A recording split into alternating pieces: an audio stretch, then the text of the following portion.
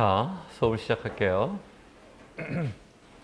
그래서 지난 시간에 이어서 우리가 다루는 주제는 Mutual Exclusion and Synchronization이에요.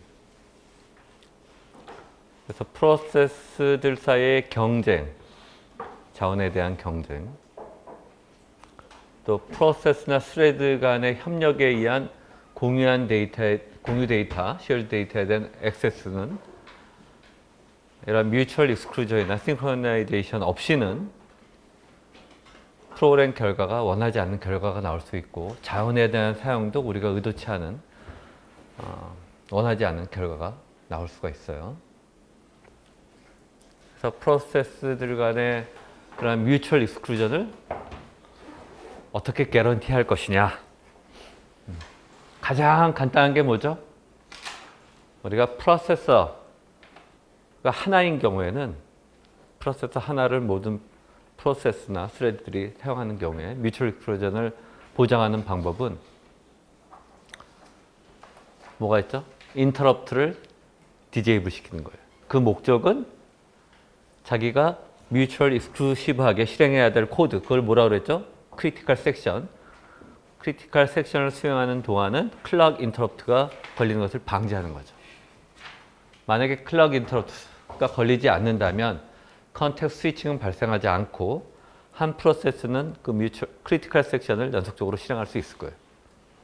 그럼 다른 프로세스와의 간섭 없이 아토믹하게 크리티컬 섹션을 실행할 수 있어서 우리가 뮤추얼 익스클루전을 보장할 수 있죠. 보장할 수 있어요. 하지만 프로세서가 여러 개인 경우는 다른 프로세서에서 다른 프로세스나 스레드가 실행하는 것을 막을 수가 없어요. 인터럽트 가지고. 인터럽트는 그 프로세서에만 제한을 가는 거니까.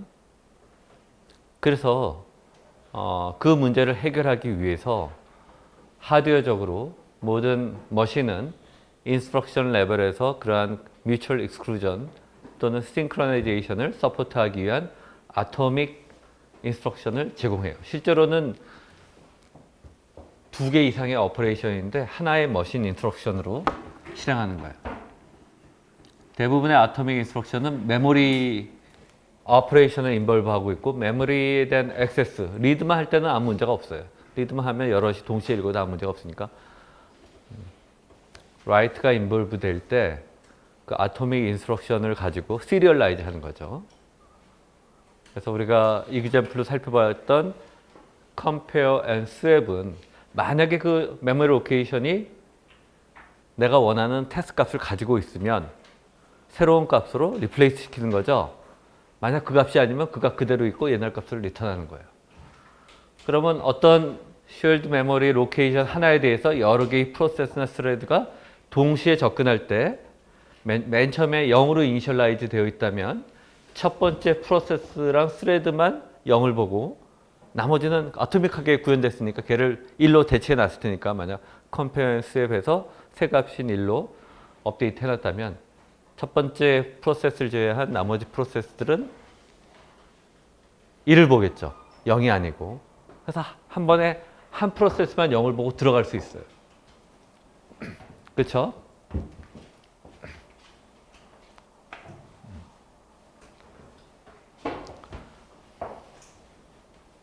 나중에 다시 그 값을 0으로 리셋한 다음에 다른 프로세스가 진입할 수 있죠. 그래서 아토믹 인스트럭션을 사용해서 우리가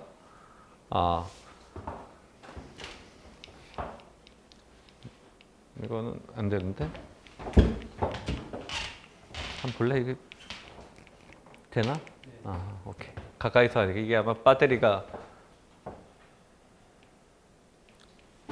처음에 본 컴페어 스왑을 사용한 코드를 보면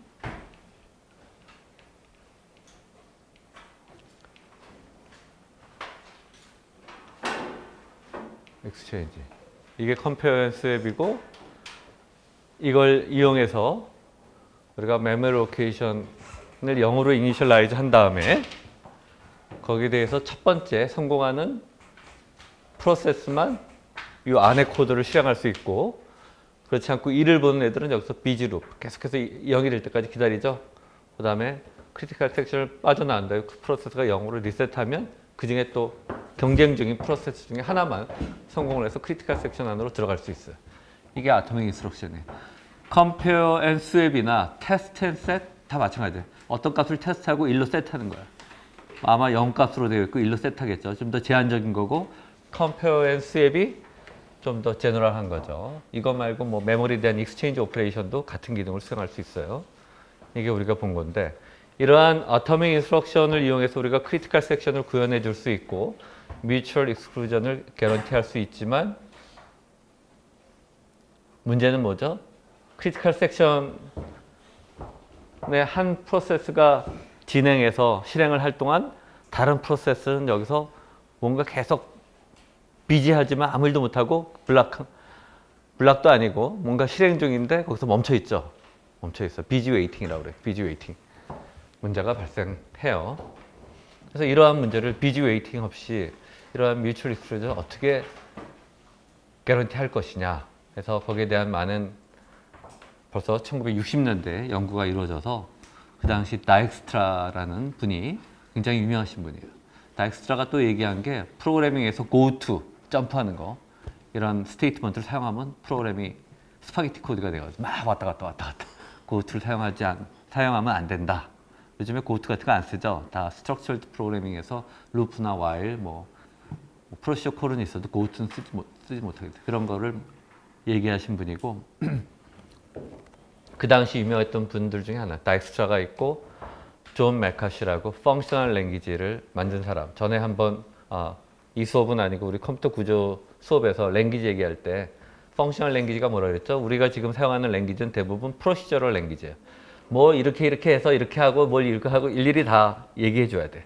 펑셔널 랭귀지는 what, 뭐 해? 그러면 알아서 나머지는 각자 알아서 하는 거야. 걔가 뭐를 하려면 뭘 해야 되고 알아서. 그래서 좀 더 인공지능 언어에 가까운 언어인데 그런 거를 처음 지시한 사람이 또 존 맥카시라는 사람이 있어요. 그런 컴퓨터 분야 선구자 중에 한 사람이 다익스트라라는 분이고 그분이 제안한 게 세마포예요. 세마포는 뭐죠? 우리가 어떤 abstract 데이터 타입, 어떤 데이터 스트럭처가 있는데 이 데이터 스트럭처는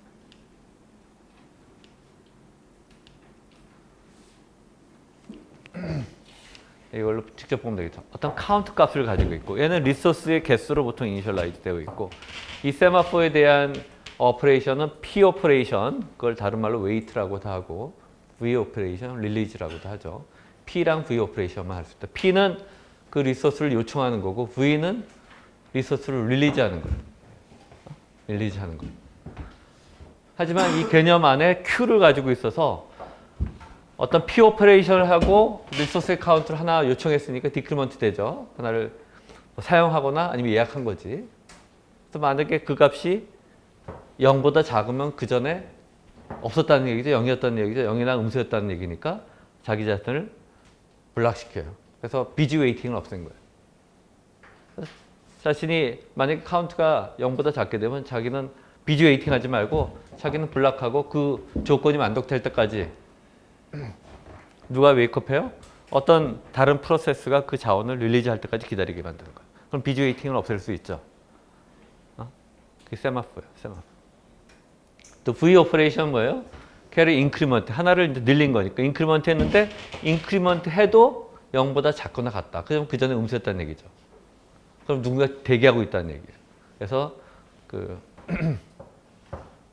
Q로부터 대기하고 있는 프로세스를 웨이크업 시킨 다음에 걔를 레디, 실행할 준비가 되어 있는 리스트로 보내는 역할을 해요. 만약에 이런 데이터 스트럭처가 있다면 더 이상 비지 웨이팅 하지 않고 우리가 어토믹 인스트럭션이 했던 뮤추얼 익스클루전을 예를 가지고 구현해 줄 수 있죠. 그래서 지난 시간에 우리가 봤던 게 세마포를 가지고 프로듀서 콘슈머 문제를 살펴봤는데 세마포를 통해서 이렇게 크리티컬 섹션, 여기서 두 가지 세마포인데 S는 크리티컬 섹션의 진입을 제어하는 세마포예요. 그래서 1로 이니셜라이즈하고 한 번에 하나씩만 들어가는 거지. 그렇죠? 0으로 된 다음에 다시 1이 될 때까지 기다려야 되니까. 또 딜레이라는 파라미터는 두 프로세스 간의 싱크로나이제이션을 필요에 의해서 empty한 버퍼로부터 읽지 못하도록 프로듀서가 딜레이로 깨울 때까지 그 컨슈머가 기다리게 하는 싱크로나이제이션 목적으로 사용하는 우리가 세마포죠. 이런 걸 이용하면 프로그래밍을 할 수 있는데 저번 시간에 봤듯이 여러 가지 함정이 있죠. 쉽지 않아요. 디버깅하기도 어렵고 이거는 일부러 바이너리 세마포를 가지고 복잡하게 만든 거고 우리가 카운팅 세마포를 쓰면 조금 더 직관적으로 만들 수 있죠. 하지만 여기서도 이 P나 V 오퍼레이션의 순서를 잘 바꿔놓으면 잘못하면 데드락 걸릴 수 있죠. 일반적으로 세마포를 사용하면 기존보다는 비주웨이팅이 없어지고 또 로지컬하지만 프로그래밍 하기가 어렵다. 그 다음에 세마포를 그럼 어떻게 구현할 것이냐. 하드웨어적으로 구현은 불가능하다. 큐도 있고 뭐 하드웨어적으로 그걸 벌써 하는 건 불가능하고 퓨어 소프트하게도 구현이 가능하고 그거는 책의 부록에 그 피터슨 알고리즘, 데컬스 알고리즘 두 가지 알고리즘이 제한되어 있어요. 소프트웨어적으로 구현 가능하고 그 다음에 아토믹 인스트럭션을 사용해서도 구현이 가능하죠. 하지만 아토믹 인스트럭션을 하게 되면 여기도 P 오퍼레이션 시작할 때, V 오퍼레이션 시작할 때 이 아토믹 인스트럭션을 가지고 크리티컬 섹션이랑 마찬가지로 보호해 줘야 돼요. 이 쉐어드 이 카운트에 대한 액세스들은 그래서 이 P 오퍼레이션 동안, V 오퍼레이션 동안 아토믹 인스트럭션으로 뮤추얼 익스클루전을 보호해 줘야 되는데 기존의 비지 웨이팅은 크리티컬 섹션 전체인데 얘는 P 오퍼레이션 할 때, V 오퍼레이션 할 때만이니까 그 영역을 더 축소시킬 수가 있어서 전에보다는 좀 낮긴 하지만 이렇게 구현하는 게 보통 많이 사용해요. 소프트웨어적인 것도 사용하지만 이렇게 구현할 수 있다. 그래서 여전히 이 세마포가 복잡하니까 뮤추얼 익스클루전을 개런티하는 거를 프로그래머한테 맡기는 게 아니라 프로그래밍 언어가 알아서 해주겠다. 그 말은 뭐예요? 프로그래밍 언어니까 그걸 컴파일해 놓으면 컴파일된 소스 코드에서 그 랭귀지를 만든 사람이 이 모니터란 랭귀지 컨스트럭터 안에는 뮤추얼 익스클루전이 자동으로 개런티 되는 거죠. 그 프로그래밍을 그렇게 해놓으면 랭귀지 자체에서 개런티 하는 거예요. 그러니까 여러분이 하는 게 아니라 컴파일러가 알아서 뮤추얼 익스클루전을 제공하는 거지. 실제 코드에서. 그러니까 실수할 거리가 없죠. 그래서 모니터라는 거는 한 번에 한 프로세스만 진입할 수 있는 코드고 이 안에 그 쉐어드 데이터, 로컬 데이터 근데 얘가 로컬하게 보호되어 있고 이 안에 프로시저를 통해서 이니셜라이즈 되고 액세스할 수 있다. 하지만 한 번에 하나의 프로세스만 모니터 안에 진입해서 그 데이터를 보고 변경할 수 있는 거죠. 중간에 얘가 싱크로나이제이션을 위해서 컨디션 변수를 두고 어떤 컨디션이 만족될 때까지 대기하고 있는 대기 큐들이 있고 그 다음에 대기하고 있으면 아무도 없으면 누군가 또 진입할 수 있죠. 진입해서 실행한 다음에 얘를 깨워줄 수 있어요. 시그널을 보내서 깨워줄 수 있죠. 만약에 아무도 대기하고 있지 않으면 그냥 시그널 보내면 걔는 널 오퍼레이션이 되는 거고 이런 식으로 프로그래밍을 하면은 지난 시간에 봤듯이 프로듀서 컨슈머가 좀 더 클린하게 이렇게 프로그래밍 될 수 있어요. 클린하게 프로그래밍 될 수 있고 좀 더 직관적이고 왜? 랭귀지가 알아서 개런티하니까 뮤추얼 익스클루전만 하고 싱크로나이제이션도 뭐 프로듀서는 뭐예요? 어펜드 할 때 not full, full인데 어펜드 할 수는 없죠. not full만 기다리면 돼. not full이 아니면 들어가면 되는 거고 얘는 not empty만 고려하면 되는 거고 그래서 더 직관적으로 프로그램을 쓰는 게 모니터고 오늘 이제 마지막으로 배우는 거는 메시지예요. 이런 것들을 다 포함해서 지금까지 했던 것들이 뭐였죠? 뮤추얼 익스클루전, 싱크로나이제이션 그런 게 필요하죠. 프로세스 간에 어떤 컨텐션 문제도 해결하고 코어퍼레이션도 잘 하려면은 뮤추얼 익스클루전, 싱크로나이제이션이 필요해요. 그런 거를 다 하면서 데이터, 프로세스 간의 데이터 전송도 해줄 수 있는 가장 일반적인 프리미티브고 더 쉬운 게 메시지 패싱이에요. 메시지 샌드 앤 리시브. 샌드 리시브만 있으면 우리가 뮤추얼 익스클루전, 싱크로나이제이션 이런 것들을 다 해결해 줄 수 있고 또 메시지 샌드니까 데이터도 프로세스 간에 통신할 수 있다. 그래서 지난 시간에 우리가 그 send and receive의 여러 가지 베리에이션에 대해서 봤어요. 그래서 샌더도 블락킹일 수도 있고 리시버도 블락킹일 수 있어요. 그렇죠? non 블락킹일 수도 있고. 샌드가 non 블락킹은 그냥 리시버가 받든지 알았든지 알아서 보내는 거죠. 블락킹은 리시버가 레디할 때까지 기다려야 되는 거고. 리시브는 보통은 블락킹이에요. 아직 안 보내줬으면 기다렸다가 받아야 되죠. non 블락킹 뭐예요? 없으면 그냥 포기해 버리는 그런 건데 일반적으로 이 세 가지 컨비네이션이 가장 사용돼요. 둘 다 블락킹인 경우를 우리가 랑데뷰라고 그랬죠. 그래서 샌드가 먼저 시작하든 리시버가 먼저 시작하든 둘 다 레디가 됐을 때 그때 통신이 이루어지는 거예요. 끝나죠. 그래서 우리가 랑데뷰라고 부르고 가장 일반적인 거 우리가 이 책의 예제에 사용하는 거는 이 세 번째 경우 non blocking send, blocking receive. send는 그냥 보내고 블락킹은 받아야 되니까 리시브는 받아야 되니까 블락킹 해야 돼. 그래서 우리가 지금 뒤에 배울 예제들은 non-blocking send, blocking receive를 가정하고 있어요. 오케이? 여기 가정했어요.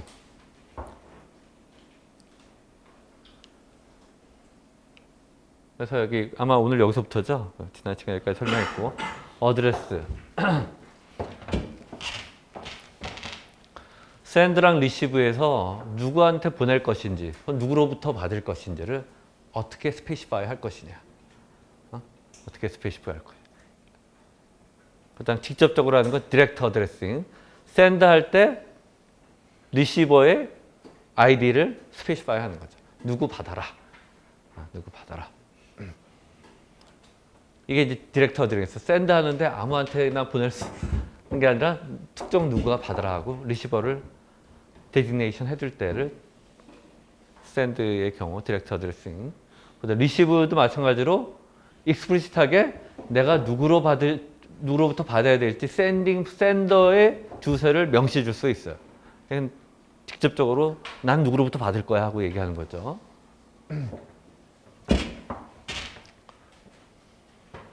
임플리시트 어드레싱은 뭐냐? 그냥 리시브인데 누구로부터 받을지 몰라. 샌드가 누군가 나한테 보냈을 때 그 보낸 애의 그 아이디를 리턴하게 만든 거야. 한 패러미터로. 그러면 누군지 모르지만 누가 받게 되면 걔의 아이디가 명시가 되죠. 그런 거를 우리가 implicit address 뭐 이런 걸 사용할 수 있다 이 얘기예요. 오케이. indirect addressing은 뭐예요? 메시지를 특정 누구 리시버한테 보내는 게 아니라 보통은 이 메일박스라고 하는 곳에 보내는 거예요. 그래서 어떤 shared data 스트럭처에 보내지고 얘는 queue로 되어 있어서 얘가 임시로 메일박스에서 메시지를 홀드하고 있고 그 다음에 리시버들도 메일박스로부터 메시지를 받을 수 있어요. 이런 거를 이제 인디렉트 어드레싱, 메일박스를 이용하는 것을 인디렉트 어드레싱. 그래서 메일박스를 이용하게 되면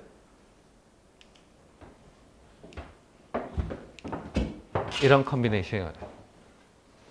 샌더랑 리시버랑 원투원일 때는 메일박스를 통해서 우리가 직접적으로 원투원 커뮤니케이션 할 수 있죠. 또 메일박스가 하나고 리시버는 여러 개, 이게 프로듀서 컨슈머 비슷하죠. 그렇죠? 샌더가 하나고 리시버가 여러인 경우 얘는 한 곳에 보내지만 리시버가 여러일 수도 있고 우리가 봤던 이그젬플처럼 프로듀서가 여러 개고 컨슈머가 하나인 이그젬플도 있고 그러면 이 프로듀서, 샌더들은 다 메일박스로 보내고 리시버 하나는 항상 이 메일박스로부터 받죠. 이렇게 매니 투 원 패턴일 때의 메일박스를 다른 말로 포트라는 말을 쓴다. 우리가 뭐 IO 포트처럼 항상 포트로 누구 보낼 때는 글로 보낸다. 그 다음에 가장 제너럴 형태는 이 매니 투 매니 형태의 메일박스로도 구현할 수 있다. 오케이. 그래서 뭐 일반적인 얘기 드리고 이것도 일반적인 얘기. 메시지는 어떻게 되어 있느냐. 여러분이 이제 컴퓨터 네트워크 아직 안 배웠죠? 컴퓨터 네트워크나 데이터 통신하게 되면 일반적인 메시지 형태는 다 이렇게 돼 있어요. 실제 여러분이 보내려는 내용, 데이터, 나머지는 부가적인 정보. 거기에 어떤 게 있어요? 이게 어떤 메시지인지, 그 다음에 메시지를 보내는 소스, 보내는 사람, 받는 사람, 메시지의 길이, 뭐 이런 정보가 있고 그 밖에도 다른 뭐 에러가 났을 때 어떻게 처리할 건지 뭐 이런 부가적인 정보 이렇게 되어 있다. 이 메시지란 게 IP 네트워크 레이어 3에서는 패키지라고 하고 보통 링크 레이어 여러분의 와이파이 같은 데서 링크라는 게 한 홉 안에서 데이터를 보낼 땐 프레임이라고 써요. 프레임. 그리고 그 일반적으로 어퍼 레이어에서는 그냥 메시지라고 하지. 그러니까 컴퓨터 네트워크나 데이터 통신 배운 사람 혹시? 아무도 없어요? 그래서 메시지가 밑에 레이어로 가면은 헤더들이 점점 추가돼서 실제 내용에다가 다시 레이어, 위에 레이어, 어플리케이션 레이어에서 세션 레이어, 트랜스포트 레이어, 뭐 네트워크 레이어, 데이터 링크 레이어로 들어오면 메시지 헤더들이 추가가 돼요. 하여튼 뭐 일반적인 형태는 이렇게 되어 있다. 또 우리가 지금 여기서 얘기하는 메시지는 어플리케이션 레벨의 메시지라고 생각하면 돼요. 어플리케이션 레벨 메시지라고 생각하면 되고. 자, 샌드 앤 리시브를 가지고 어떻게 뮤추얼 익스클루전을 하지? 여러분 얼핏 한번 생각이 잘 안 나죠? 근데 이 코드를 보면 되네. 금방 할 수 있어. 그리고 더 직관적이야. 이해하기도 쉬워. 모니터라고 하는 것도 있지만 굳이 모니터까지 안 가도 이걸 가지고만 해도 충분할 것 같아. 자, 뮤추얼 익스클루전에 얘는 아까 얘기한 인디렉트 어드레싱을 쓰죠. 메일박스를 썼어요. 메일박스를 하나 만들었어. 박스라는 이름으로. 박스라는 이름으로 만들고 일단은 처음에 샌드 해가지고 박스에다가 메시지 하나, 널 메시지. 뭔가 메시지 있는데 내용은 없는 거예요.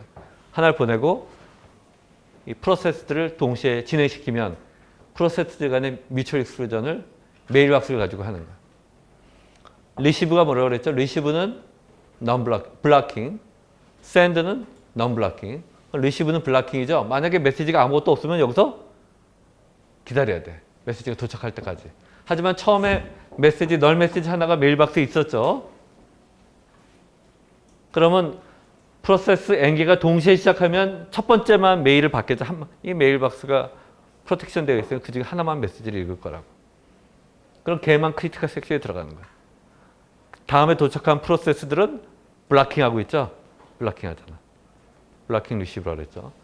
크리티컬 섹션을 한 다음에 얘가 크리티컬 섹션을 빠져나와서 다시 그 메일박스에 메시지 하나를 보내면 어떻게 돼요? 다음 프로세스가 대기 중인 여러 프로세스 중에 하나만 메일박스로부터 메시지를 받을 수 있죠. 한 번에 메시지 하나씩 읽어내면서 진행할 수 있어요. 이해돼요? 뮤추얼 익스클루전 되죠? 이것도 시스템이 개런티하는 거예요. 시스템에서 알아서 메일박스의 딜리버리를 한 번 하나씩만 읽을 수 있게 보호해 주는 거지. 이해되죠? 그래서 샌드랑 리시브를 이용해서 뮤추얼 익스클루전을 구현할 수 있다. 프로듀서 컨슈머도 할 수 있어요. 프로듀서 컨슈머도. 우리 전에 세마포를 할 때는 문제를 간단하기 위해서 버퍼 사이즈는 인피니트. 얘는 empty만 걱정했었잖아. 그렇죠? empty를 위해서 우리가 딜레이라는 세마포를 썼잖아. 그렇죠? 그리고 프로듀서는 많고 컨슈머 하나밖에 없었어. 제한적인 경우에. 이거는 메시지 샌드랑 리시브를 구현했고 프로듀서랑 컨슈머 매니 투 매니. 그 다음에 그 버퍼도 파이나이트 버퍼예요. 인피니트 버퍼가 아니라 파이나이트 버퍼에서 일반적인 제너럴 프로듀스 컨슈머를 메시지를 가지고 구현한 거예요. 세마포보다 쉽다고. 어떻게 하죠? 크리에이트 메일박스. 메일박스를 하나 만들었어. 메일 프로듀스 해도 좋다 하는 메일박스를 하나 만들고 크리에이트 메일박스, 컨슈մ 해도 좋다 하는 메일박스 하나 만들었어요. 메일박스에다 이제 메시지를 보내는 거야.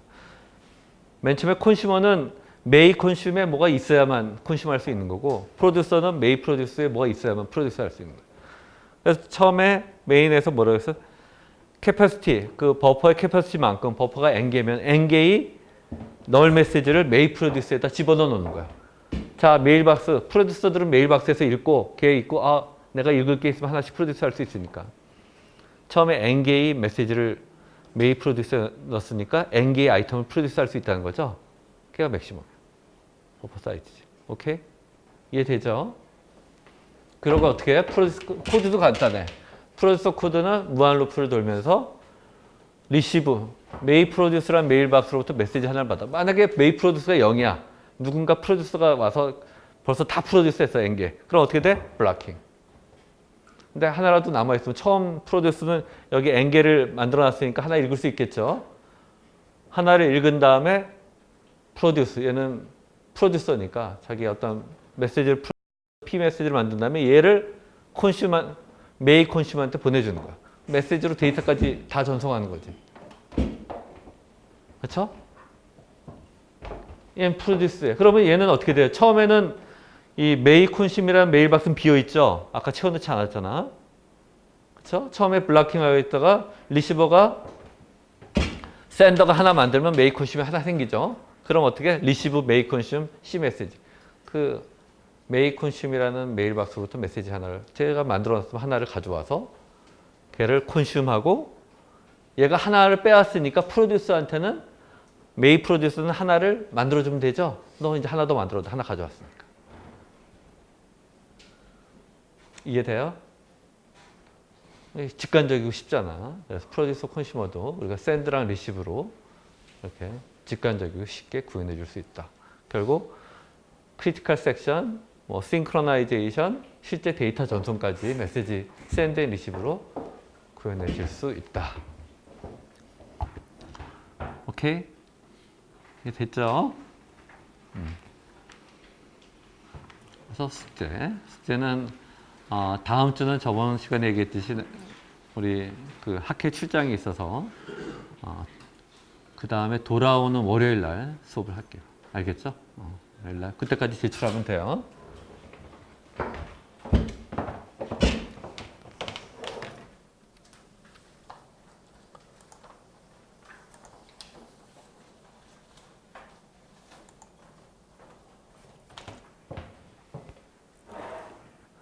자, 지금까지 프로세스 간의 경쟁과 협력에 의해서 발생하는 뭐 레이스 컨디션, 뮤추얼 익스클루전에 대한 문제, 그다음에 데드락, 스타베이션 여러 가지 문제를 했었는데 그 중에서도 우리가 포커스한 게 그 전 챕터에서는 뮤추얼 익스클루전이랑 싱크로나이제이션이었죠. 그리고 레이스 컨디션도 해결한 거지. 뮤추얼 익스클루전을 하면 쉐어드 데이터 앤 액세스는 크리티컬 섹션을 보호하면 되니까. 근데 그 중에 이제 한 가지 남은 문제가 뭐죠? 데드락. 데드락만 이번 챕터에서 공부를 해볼게요. 데드락과 스타베이션. 데드락이란 뭐냐? 자, 요 줄에 두 번째 무슨 메시지 보낸 것 같은데, 자네 스택 타. 우리 실생활에서 데드락의 예를 하나씩 한번 예를 들어봐. 어떤 게 데드락이지? 실생활에서의 데드락. 프로세스도 사람 비슷해. 인스턴스로 프로그램에서 생성된다고 그랬죠? 하나씩. 프로세스가 컨커런트하게 실행되고 인디펜던트. 같은 프로그램에서 나와도 우리가 같은 부모한테 나와도 각 형제들이 다 완전히 독립적인 객체잖아. 그렇죠? 엄마랑 자식도 독립적인 객체잖아. 프로세스도 비슷해. 그래서 프로세스 간에 발생하는 문제가 사람 사이에서 발생하는 문제랑 비슷해요. 우리 실생활에서의 데드락의 예. 어떤 게 있나?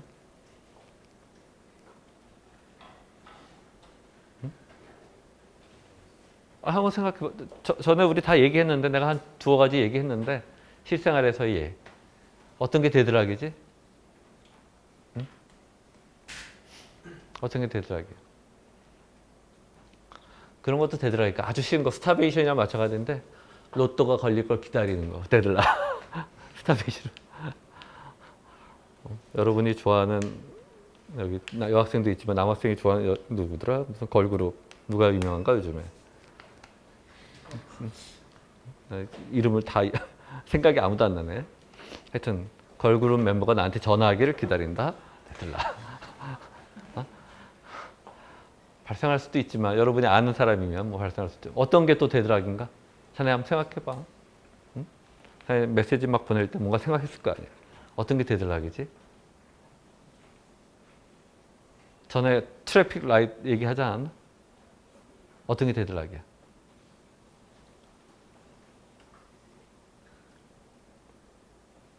응? 그 앞에 자네 한번 얘기해봐. 방문을 열어야 되는데 열쇠가 방 안에 있으면 그것도 데드락 비슷하네. 부서지지 않는 이상.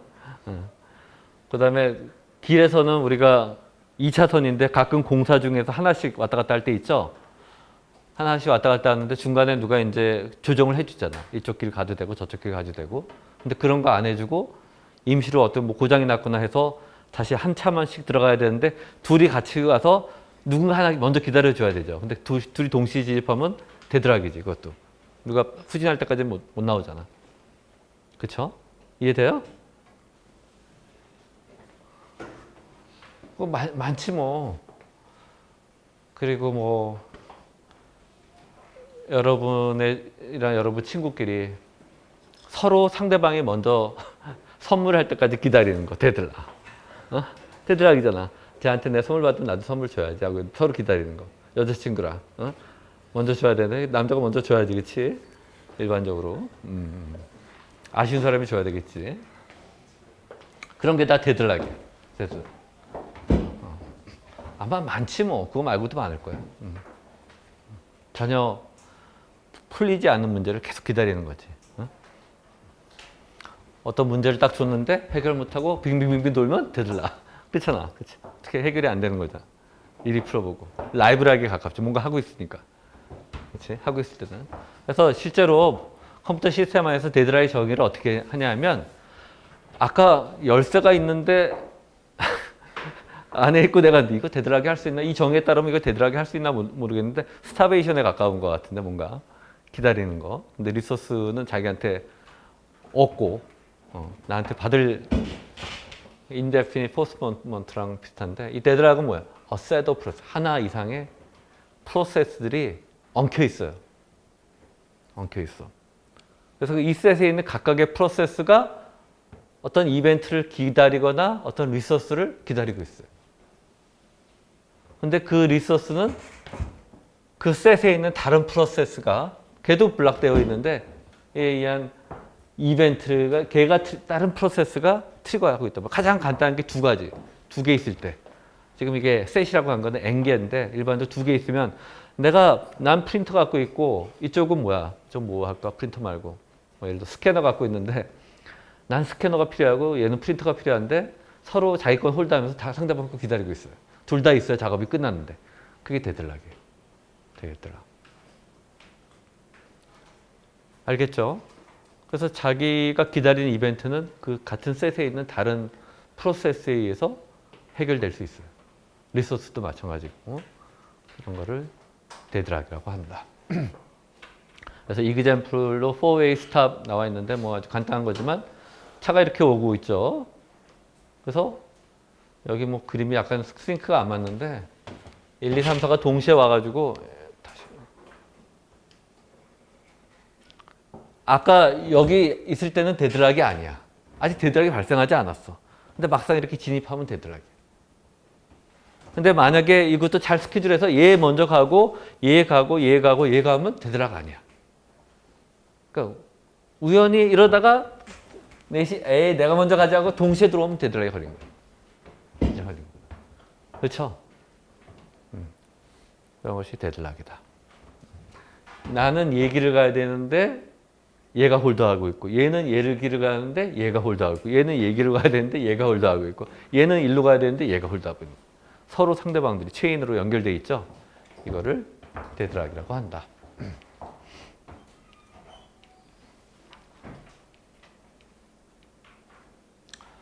그래서 데드락은 우리가 리소스들에 의해서 발생하는데 일반적으로 리소스는 두 가지로 구별할 수 있어요. 재사용 가능한 리소스. 이게 우리가 일반적으로 생각하는 리소스예요. 뭐 프로세서, 메모리, I/O 디바이스. 우리가 보통 리소스 하면 이걸 생각하죠. 뭐 파일, 데이터베이스, 세마포. 한 프로세스가 이 자원을 사용한다고 해서 자연이 없어지는 게 아니죠. 그대로 있어. 사용 다음에 계속해서 사용할 수 있어요. 무한정. 세마포도 마찬가지야.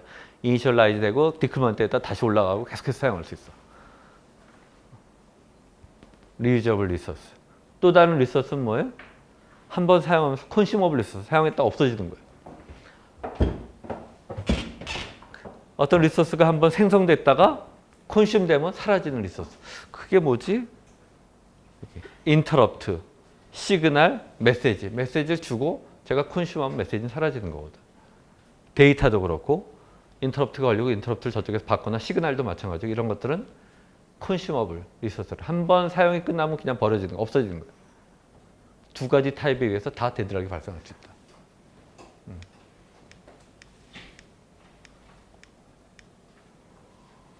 자, 리유저블 리소스로 데드락이 발생하는 example. 아주 간단한 지난번에 얘기했던 거죠. 우리가 리소스 D하고 P가 있어요. 프로세스 P는 D를 리퀘스트하고 락을 했어요. 세마포에서 우리가 P 오퍼레이션을 락이라고 보면 되죠. 하나 사용한 거. 리소스가 하나일 때면 그냥 혼자 사용하니까 그걸 락이라고 보면 돼. 그 다음에 프로세스 Q는 T라는 리소스를 리퀘스트하고 락을 했어. 그 다음에 뭐예요? 서로 상대방의 리소스를 요청해. 그렇죠? 그래서 그렇게 되면 P1, P0, P1, Q0, Q1, 그 다음에 P2, Q2 여기까지 실행하고 나면 더 이상 진행할 수 있어요? 없어요? 없어. 얘는 홀드하고 있고 얘가 릴리즈 할 때까지 기다리고 얘도 얘를 릴리즈 할 때까지 기다려서 서로 간에 데드락이 발생합니다. 이 두 개의 프로세스지만 세 개, 네 개 확장시킬 수 있죠. 체인으로 엮어서 확장시킬 수 있어요. 자, 컨슈머블 리소스로 데드락이 발생하는 example. 간단해. 뭐 다른 거 없어요. 두 개의 프로세스가 메시지를 주고받는데 둘 다 P1은 P2로부터 받으려고 하고 P2는 P1으로부터 리시브해요. 메시지 서로 받으려고 해요. 이거 아까 얘기했던 사람들 그 두 커플이 남자친구와 여자친구가 서로 선물 기다리는 거랑 똑같잖아. 그렇죠? 서로 기다려. 데드락. 어떤 이벤트를 기다리는데 걔는 다른 그 셋에 있는 이 둘 다 같이 데드락이 걸린 거고 다른 프로세스가 그 이벤트를 트리거 시켜줄 수가 있어요. 근데 서로 대기하고 있는 거예요. 그래서 컨슈머블 리소스에 의해서도 데드락이 이렇게 발생할 수 있다. 그래서 프로그래밍 할 때 샌드 리시브를 아무 생각 없이 프로그래밍 해놓으면 이런 식으로 데드락이 발생할 수도 있어요.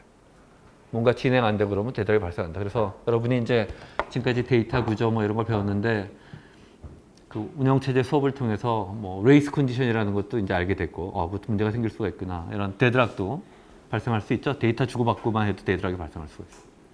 데드락이 발생할 수 있다. 이거 옛날 것 같다. 업데이트가 안 되는 것 같은데 이거는 여기서부터 얘기합시다. 이거 맞다.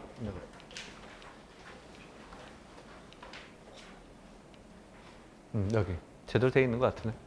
업데이트 새로 한 거지? 오케이. 데드락이 어떻게 발생하느냐? 데드락의 발생 조건을 살펴봅시다. 데드락이 발생하려면 이 네 가지 조건이 성립해야 돼요. 네 가지. 데드락이 발생한 조건. 첫 번째, mutual exclusion. 어떤 보통 이제 자원에 대해서 데드락이 발생하는데 그 자원이 mutually exclusive하게 액세스 해야 되는 자원일 때만 문제가 되는 거예요. 만약에 동시에 누가 사용해도 되면 그 자원에 대해서는 데드락이 발생할 거리가 없어. 하지만 한 번에 한 프로세스만 그 리소스를 액세스해야 되는 경우에는 데드락의 발생 조건이 만들어져요. 데드락이 가능하다. 이걸로 보통 자원이 다 뮤추얼 익스클루전이라고 했죠. 그러니까 이 조건만 가지고 데드락이 꼭 발생한다는 건 아니고 발생을 가능하게 한다. 이런 조건이면. 만약에 뮤추얼 익스클루전이 필요 없는 자원이라면 문제는 없는 거지. 데드락 그걸로 인해서 문제는 발생하지 않는다. 그 다음에 그래서 일단 자원이 뮤추얼리 익스클루시브하게 액세스되는 자원이어야 돼. 두 번째, 어떤 프로세스가 홀드 앤 웨이 어떤 자원을 가지고 있으면서 또 다른 자원을 요청할 때 이게 데드락이 발생해.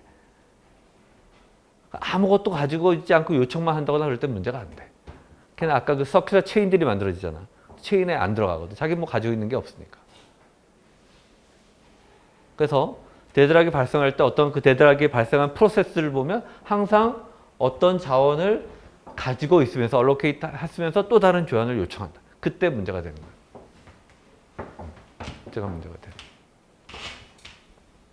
세 번째, no preemption. 만약에 그 자원을 언제든지 뺏을 수 있으면 뭐 뺏으면 되니까 문제가 안 돼.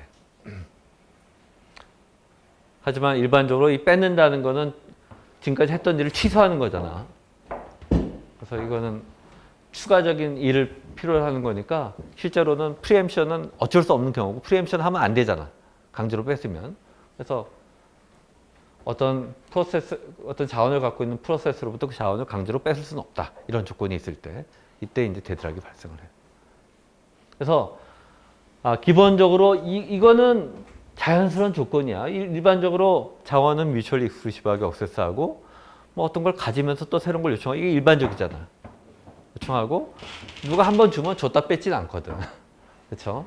이건 일반적인 조건이에요. 이 세 가지는 뭐예요? 필요 조건이에요. 필요 조건. 하지만 이런 세 가지 조건이 있다고 데드락이 발생하는 건 아니에요. 충분 조건은 아니다. 그런데 이 세 조건은 일반적인 상황이고 이런 세 조건이 존재하는 상황에서 프로세스들 간에 엉키고 설켰을 때 이런 세 조건이 만족하는 상황에서 최종적으로 이런 상황에 빠지면 서큘러 웨이트이 빠지면 그때 데드락이 발생하는 거예요. 그래서 얘가 이제 키죠. 얘는 뭐예요? 그래서 데드락이 발생할 때는 항상 어떤 게 있냐면 서큘러 체인이 형성돼서 클로스드 체인 오브 프로세스가 존재하고 각각의 프로세스는 그 체인, 그 셀에 있는 다른 프로세스가 필요로 하는 자원을 하나씩 홀드하면서 또 다른 걸 요청하는 이런 서큘러 체인이 발생한다.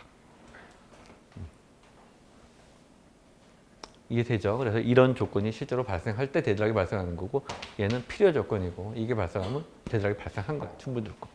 그래서 given that the first three conditions exist, a sequence of events may occur that lead to an unresolvable circular wave. 그래서 이 세 조건이 존재하는 상황에서 프로세스 간에 엉키고 뒤섞여서 지내다 보면 이렇게 서큘러 웨이 컨디션이 만들어진다. 아까 차가 4개가 동시에 교차로에 왔을 때 아주 데드락이 아니거든. 그 문 앞에 있을 때는. 그리고 하나씩 빠져나가면 데드락이 아니에요. 근데 운이 없이 한꺼번에 동시에 진입하는 경우에 그게 데드락이 발생하는 거예요. 각각 다른 사람이 자원을 기다리는 그런 상황이 발생하는 거죠. 그래서 이 데드락 문제를 풀려고 하면 어떤 프로세스가 어떤 자원을 가지고 있고 어떤 자원을 요청하는지를 우리가 좀 알고 있어야 돼. 자, 우리 아까 스택탑 뒤에 우리 자네가 이제 스택탑.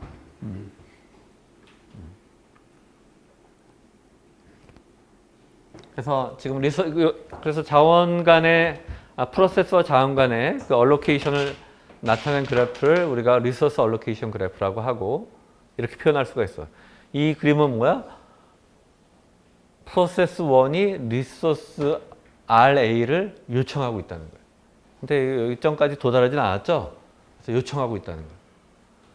얘는 RA라는 리소스를 프로세스 1이 그 밑에 안에서 동그라미부터 가져왔잖아. 가지고 있다. 얘는 뭐예요?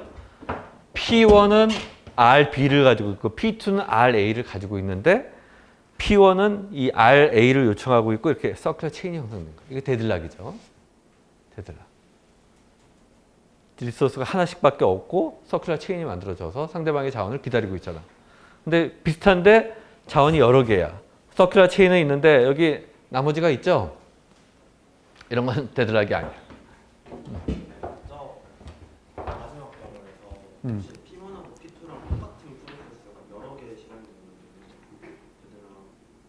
P2랑 똑같은 애들이 P2랑 똑같은 건 아니고 뭐 P2의 새로운 뭐 차일드들이 여러 개 만들어도 걔네들은 P3, P4, P4가 이거 되는지 같은 P2는 아니거든.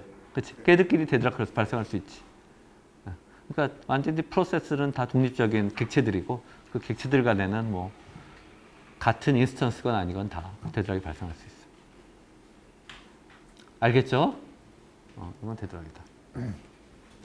이거 왜 데드락이 아니에요? 얘 요청한 거 얘 가지면 되는 거고 얘가 요청한 거 얘가 받으면 돼. 데드락은 아니죠. 얼로케이션 될 수 있으니까. 그리고 이제 데드락이 발생하는 이게 아까 두 개의 프로세스 간에 서큘러 체인이 만들어진 거고 이런 경우는 뭐예요? 네 개의 프로세스 간에 서큘러 체인이 만들어진 거예요. 이게 두 개, 세 개, 네 개. 그래서 둘 이상의 프로세스가 체인으로 형성된 거죠. 서로 상대방 걸 기다리는 이런 경우를 우리가 데드락이라고 한다. 그래서 데드락을 이제 어떻게 해결할 것이냐 해서 나온 게 데드락 프리벤션, 미연에 방지하는 거야. 아예 싹을 제거해. 데드락이 발생할 조건을 하나씩 삭제하는 거야. 아까 뮤추얼 익스클루전, 뭐가 있었지? 노 프리엠션, 그 다음에 또 뭐 있었죠? 뭐 있었더라? 홀드 앤 웨이. 각각의 조건을 하나씩 미연에 방지하는 거야.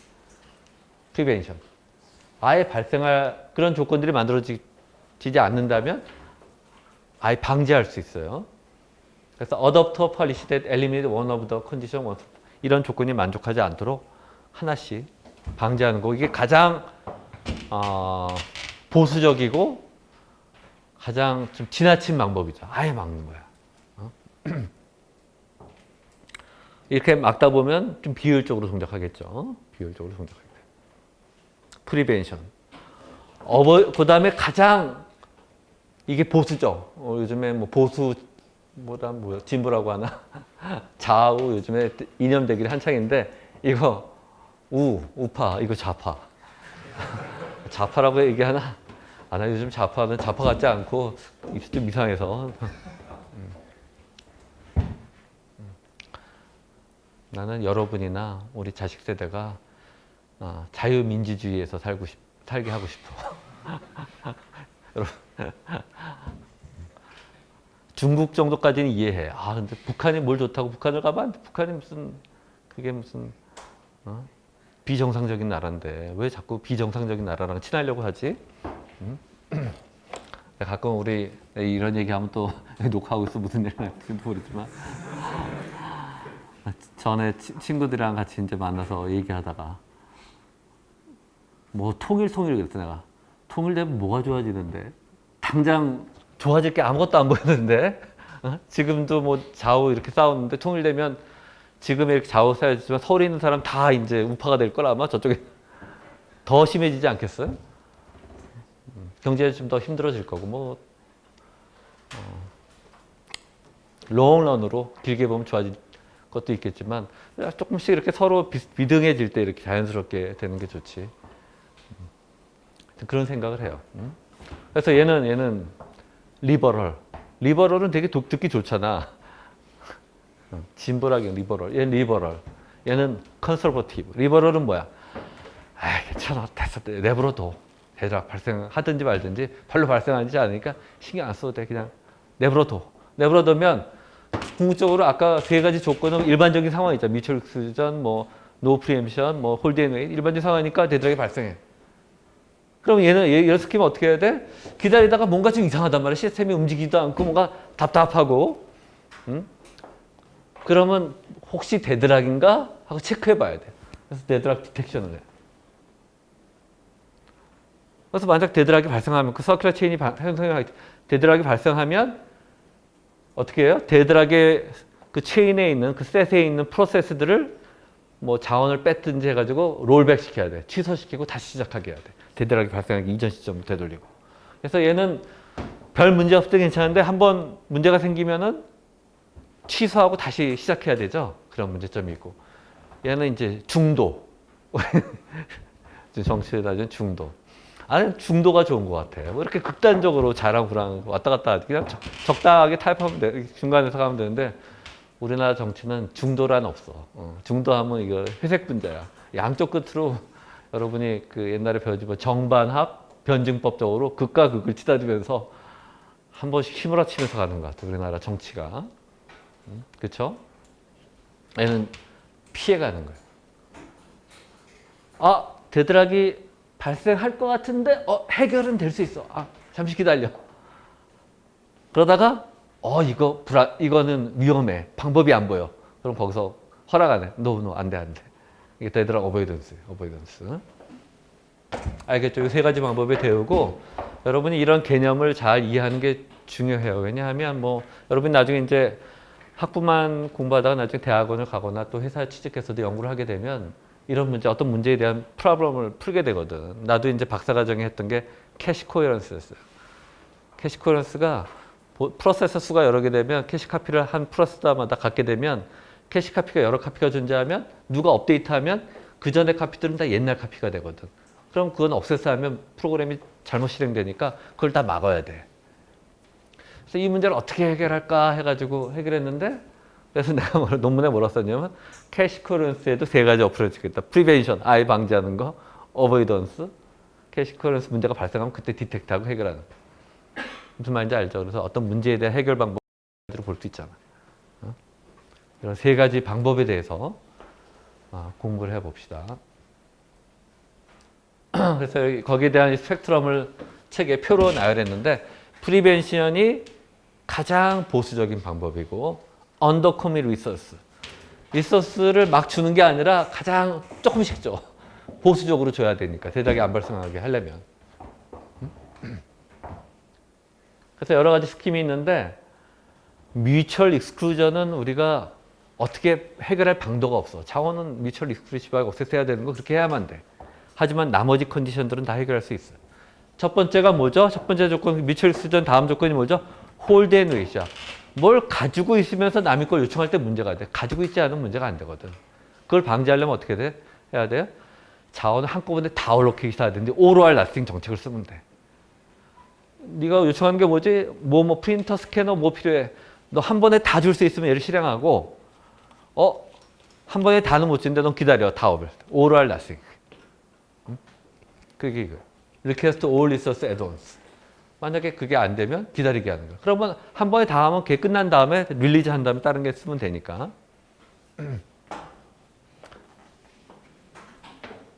근데 자원을 이제 한 번에 다 요청해야 되니까 좀 비효율적인 데가 있죠. 그래서 이런 뭐 장점도 있지만, 만약에 어떤 프로세스가 한 번에 버스트로 그 자원들을 다 사용하는 경우는 이게 적합하지.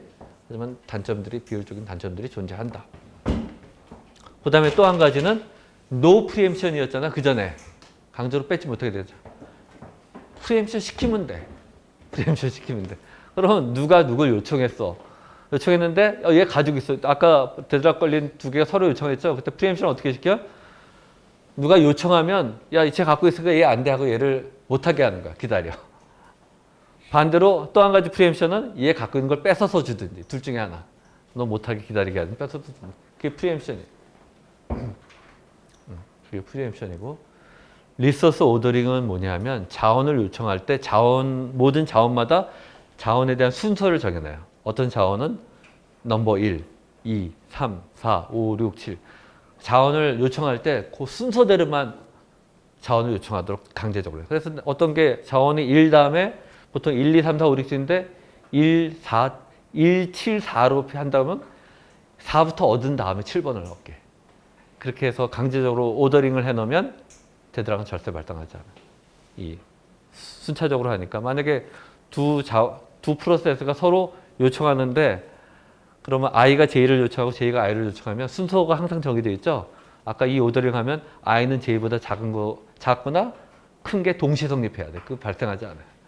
순서를 정해놓으면. 그래서 아까 서큘러 체인이 형성되는 걸 방지하는 거예요. 이런 게 프리벤션이고, 얘는 중간적인 스킴이라고 했죠. 적어도 이 데드락을 빠져나갈 세이프 패스가 하나라도 어떻게 하면 다 끝날 수 있어. 그러면 허락하는 거예요. 이게 어보이던스. 디텍션은 굉장히 리버럴한 스킬이죠. 냅두자. 그래서 모든 리퀘스트 요청을 다 허락해. 하지만 주기적으로 데드락이 발생했는지 체크해야 돼요. 왜? 우리는 세 가지 조건을 다 허락했으니까 뭐 아무 제재가 없으니까 리소스 원하는 대로 주다 보면 리소스가 다 고갈되고, 다행히 누구라도 끝나서 반환되고 다 프로그레스가 별 문제 없는데, 어떤 경우는 엉켜 있겠죠. 그럼 중간중간에 한 번씩 체크해서 데드락에 걸린 프로세스를 다 어버트 시키거나 걔를 롤백 시켜야 돼요. 지난 스테이트로. 그런 스킴에 대해서 공부를 해봅시다. 프리엠션이라는 게 어느 걸 쓰고 있는데 다른 애가 하려고 하면 리소스를 그러니까 두 가지 방법인데, 뒤에 이제 여기 프리벤션 나오잖아. 프리엠션 두 가지가 있죠. If a process holding certain resource is denied further. 어떤 요청을 하는데 만약에 요청이 deny 되면 그 프로세스는 자기가 갖고 있는 리소스를 모두 릴리즈 해버리는 거고, 또 한 가지 반대로 프로세스가 어떤 리소스를 다른 프로세스가 그 가지고 있는 리소스를 요청하는 경우는 걔로부터 뺏어서 주는 거야. 두 가지 다 할 수 있어요. 샌더 입장에서 얘를 취소시킬 수, 야, 너는 지금 제가 가지고 있어 안 돼. 너 안 되면 네 거 다 일단 반환해. 이게 첫 번째. 리퀘스트를 취소시키는 거고, 또 하나는 갖고 있는 애를 뺏어서 주는 거. 둘 다 할 수 있다. 둘 다 프리엠션. 알겠죠?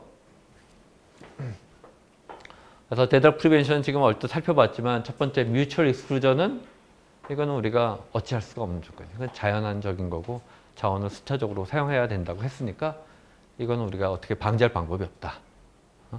근데 나머지 세 개의 조건은 우리가 미연에 방지할 수가 있어. 프리벤션 시킬 수가 있어. 첫 번째 홀드 앤 웨이트는 항상 문제가 되는 게 뭘 갖고 있으면서 요청하는 애들이 문제가 되더라. 그럼 갖고 있으면서 요청하는 걸 못하게 하면 되잖아. 그렇죠? 그러면 한 번에 자기가 필요한 리소스를 몽땅 요청해서 몽땅 할당 받게 하면 얘는 홀드 하면서 웨이트 하는 건 없죠. 한 번에 다 받았으니까.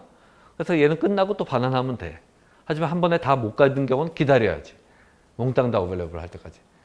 그러니까 얘는 보수적이죠. 그렇죠? 한 번에 다 줘야 되니까 그 요청이 만족되지 않으면 걔는 허락을 안 하는 거죠. 이게 홀드 앤 웨이트를 방지하는 데드락 프리벤션 스킴이에요. 그 다음에 노 프리엠션은 이미 얘기했죠. 요청한 애를 요청했는데 걔가 디나이 되면 야, 네 거 다 내놔. 넌 어차피 요청해. 아니면 뺏어서 주는 거. 두 가지를 다 방지할 수 있고. 서큘러 웨이트는 리소스 타임 유형별로 순서를 정해서 그 순서대로만 오더링을 정해서 억세스하면 얘는 그런 서큘러 체인은 발생하지 않아요. 얘는 타입을 정해놓고 요 순서대로만 강제했으니까 얘는 미리 다 체킹을 한 거야. 그래서 그 프로그램이 저런 순서대로만 요청을 하면 데드락은 발생하지 않는데 얘도 제한적이죠. 필요하지 않은 자원을 먼저 요청해야 되고 가지고 있어야 되니까. 그렇죠? 그런 문제점을 가지고 있다.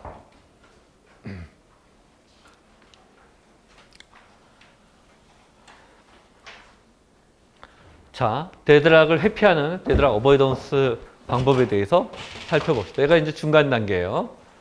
그래서 다이나믹하게 런타임에서 어떤 결정을 하는 거예요. 현재의 리소스 얼로케이션, 리소스 리퀘스트를 허락할 것이냐 말 것이냐를 결정하는 거예요. 그래서 뭘 결정하느냐? 만약에 허락한다면 얘가 데드락을 발생시킬 수 있느냐를 체크하는 거예요.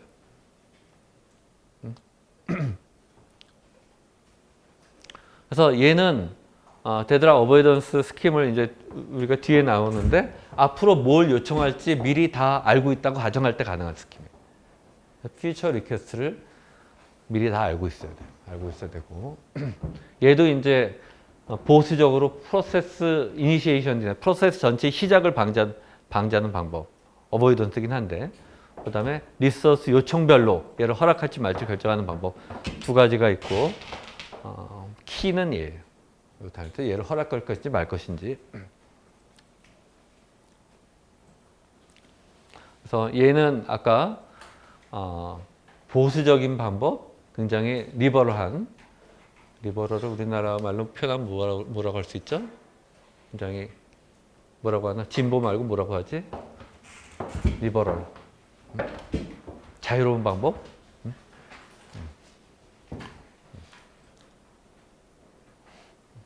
그래서 장점은 데드락 프리벤션은 너무 보수적인데 그보다는 덜 제한적이고 하지만 데드락 디텍션처럼 뭐가 데드락을 발생하는 걸 허락해가지고 나중에 롤백 취소하고 뭐 프리엠션하는 이럴 것까지는 없고 사이사이 왔다 갔다 하겠다는 거지. 중도로 왔다 갔다 하겠다는 거.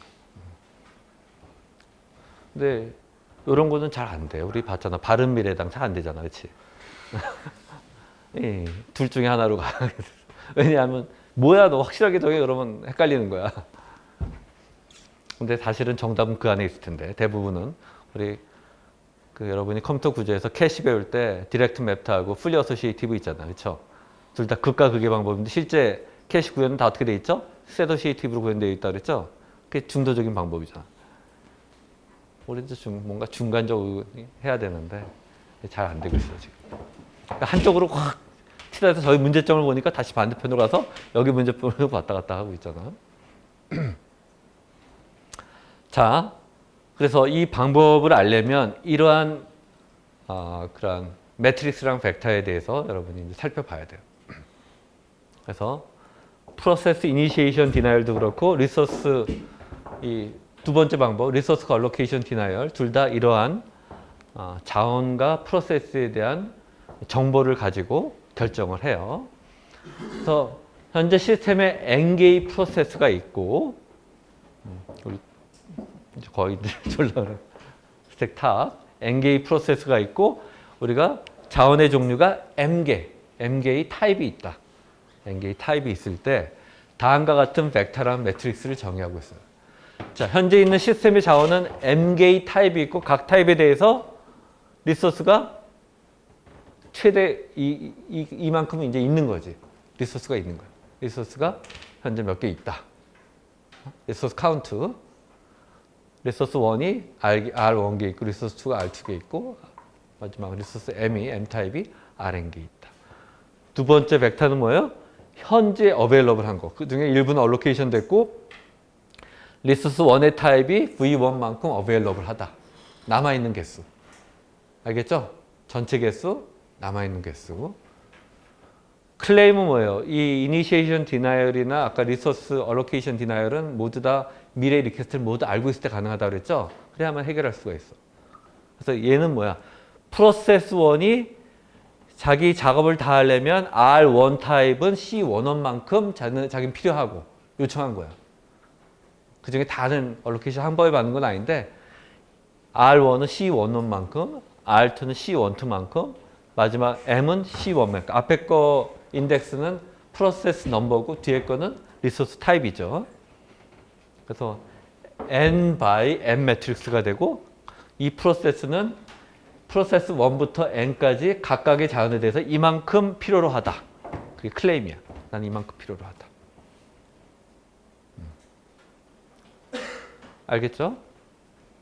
마지막은 이것도 N by M 매트릭스고 프로세스 1이 리소스 1, 타입 1을 이만큼 얼로케이션 됐다. 현재 얼마만큼 가지고 있는지, 얼로케이트 되어 있는지. 프로세스 알겠죠? 얼로케이션. 이 두 개의 매트릭스랑 두 개의 벡터로 우리가 이 알고리즘들을 표현할 수 있어요. 자, 그러면 아까 그 매트릭스랑 벡터로부터 다음과 같은 컨디션이 성립해요. 이거는 자연스러운 거예요.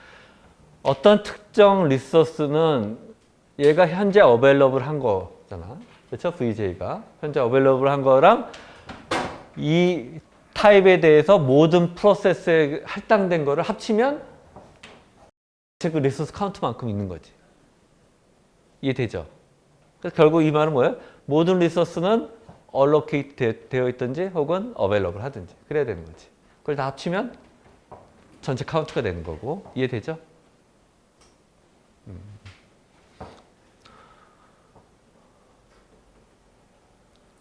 그 다음에 이건 무슨 말이냐면 어떤 프로세스 I의 리소스 J에 대한 클레임이 그 리소스에 대한 총 합보다 작거나 같아야 됐다.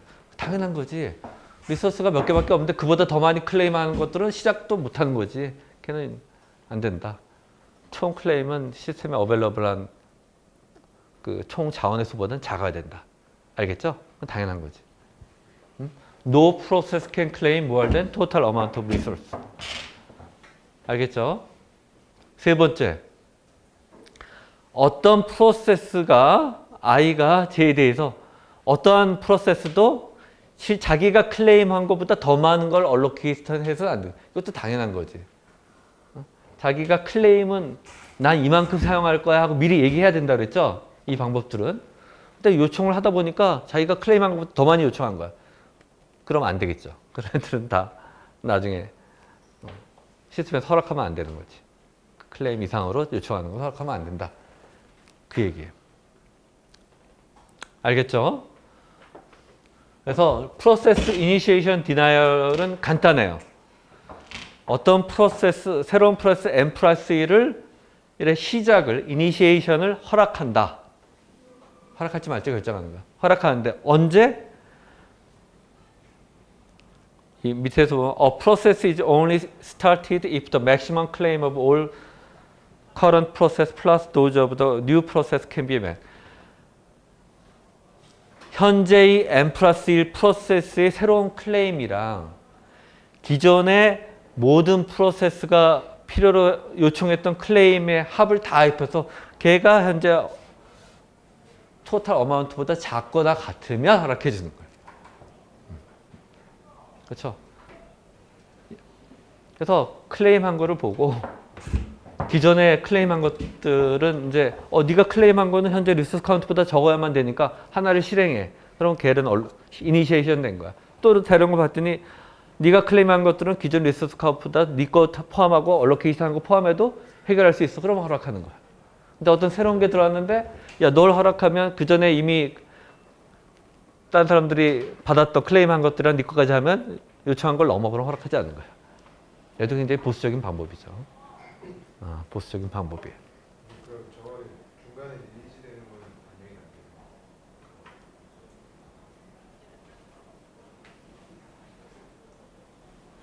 돼요? 반영이 안 되는 거지. 그걸 반영하는 게 이거. 리소스 얼로케이션 디나이어. 얘는 좀 더 다이나믹하게 하는 거고 얘는 시작할 때부터 클레임이랑 기존의 클레임을 한꺼번에 다 보고 결정하는 거예요. 자, 이게 이제 유명한 알고리즘이에요. 그래서 이 알고리즘을 뱅커스 알고리즘하고 여러분이 지난 뮤추얼 익스클루전이나 싱크로에서 우리가 세마포를 구현하는 소프트웨어적인 솔루션을 데컬스 알고리즘, 피터슨즈 알고리즘이라고 하는데 걔도 굉장히 유명한 알고리즘이고 이 뱅커스 알고리즘도 유명한 알고리즘. 물론 역사는 오래됐죠. 자, 이거를 이제 뱅커스 알고리즘이라고 하고 얘는 뭐냐? 항상 시스템의 스테이트를 체크하는데 시스템의 스테이트는 프로세스에서 현재 할당된 얼로케이션들을 반영해요. 반영하고 그래서 이 리소스 얼로케이션 디나이얼, 데드락 어버이던스 알고리즘은 항상 만약에 이 요청을 허락했을 때 그 상태가 세이프한지 언세이프한지를 체크해요. 세이프하면 허락하는 거고 언세이프하면 허락하지 않는 거예요.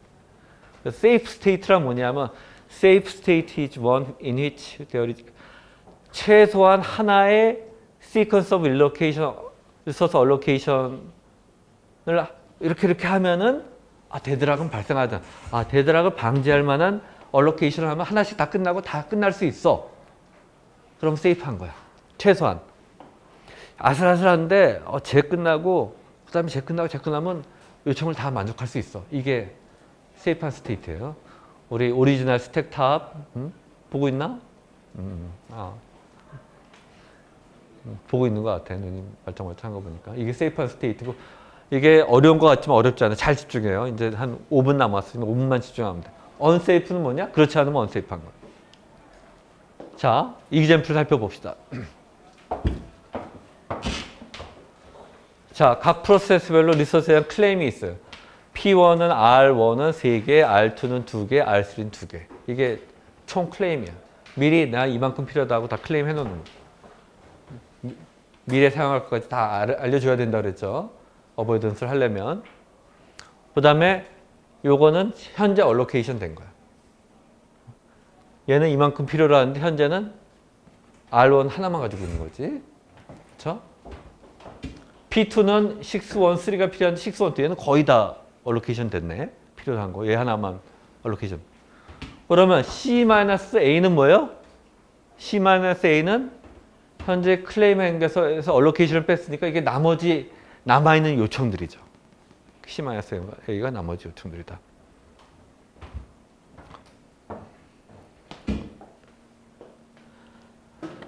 알겠죠? 그래서 그 다음에 리소스는 전체 카운트고 얘는 현재 남아있는 available 벡터. 자, 현재 상태가 세이프한가? 이거를 체크하는 거예요. 현재 상태가 세이프한가? 아까 그 데드락 어보이던스가 뭐랬죠? 요리조리 피해서 세이프하게 끝날 수 있는 길이 있느냐를 본다 그랬죠? 세이프한 것 같아, 안 같아? 우리 스택탑, 다시 오리지널 스택탑으로 가서 열심히 집중하고 있는데 이거 세이프할 것 같나? 안 세이프할 것 같나? 방법이 있나? 다 끝날 수 있는 방법이?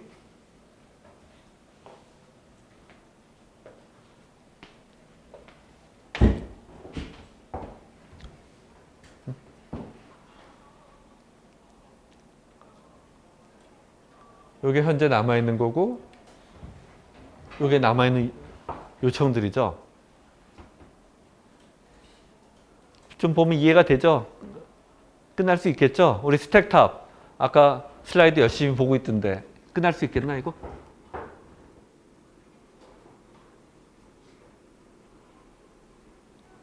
내가 이렇게 자극하는 게 아마 조금 인터럽션 시키는 것 같지만은 그냥 긍정적으로 생각해요. 우리가 이렇게 인터랙션을 갖다 하는 수업에 그러면 훨씬 더 집중하게 된다고. 나도 유학 가서 처음에 영어가 잘 안 떨어지잖아. 근데 에라 모르겠다고 말 밑에서 그냥 얘기하기 시작했거든. 그러면서 훨씬 더 집중이 돼요. 그래서 여러분의 교육에 여러분이 이렇게 인터랙티브하게 참여하는 게 나쁘지는 않을 거야. 그러니까 뭐 내가 너무 고나게 잠든 경우는 깨우지 않을게 앞으로도. 그게 보약이니까. 근데 뭐 약간 졸거나 그러면 우리 인터랙션 좀 가져. 이거 끝날 수 있나? 끝날 수 있을 것 같아? 끝날 수 있겠지. 사람은 지금 아마 본인 내 표정을 보니까 이해한 것 같아. 그렇잖아요? 어떻게 돼? 이거 봐. 이걸로 나머지 요청들이 만족할 수 있는 프로세스가 뭐가 있어요?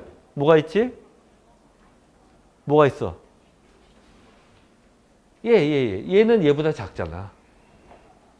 나머지는 만족 못하죠? 최소한 얘는 P2는 만족할 수 있어. 그럼 현재 상태라면 얘를 만족시키면 얘가 하면 얘가 다 끝나고 얘를 다 반환하고 그 다음에 얘는 많이 가지고 있으니까 왕창 반환하니까 나머지는 다 그 다음에 어떤 순서라도 만족할 수 있죠? 이러면 끝날 수 있단 말이야. 이러면 세이프한 거야.